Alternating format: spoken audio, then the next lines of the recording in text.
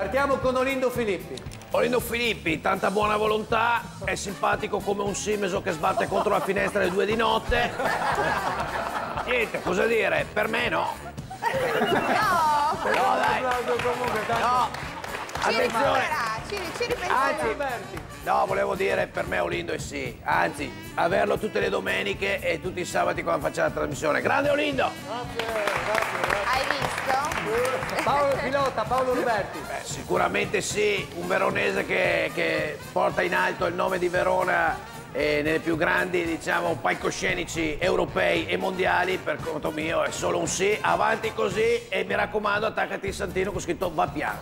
Complimenti a Paolo Ruberti. Susanna Barcotto, con le donne lui è un debole, però insomma. Susanna Barcotto, ISO 9001, secondo me col progetto che sta portando avanti, ricordando così le biografie dei più grandi artisti italiani, sicuramente sì, e ci aggiungo i ragazzi che hanno suonato con lei, dei quali non ricordo il nome di tutti. Complimenti.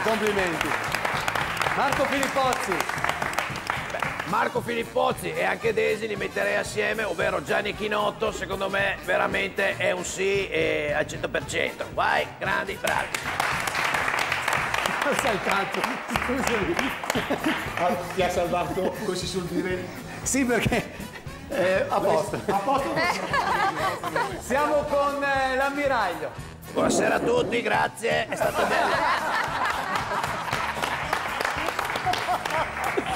L'ammiraglio, certamente un sì, grandissimo personaggio, sicuramente sì, però non ho visto l'esibizione dei Village People. La prossima volta me la porto. Grazie ammiraglio. Grazie. E Filippo Rando. Filippo Rando, la Giulia, sicuramente un sì, Gigi non pervenuto. Grazie. Beppe Bifido.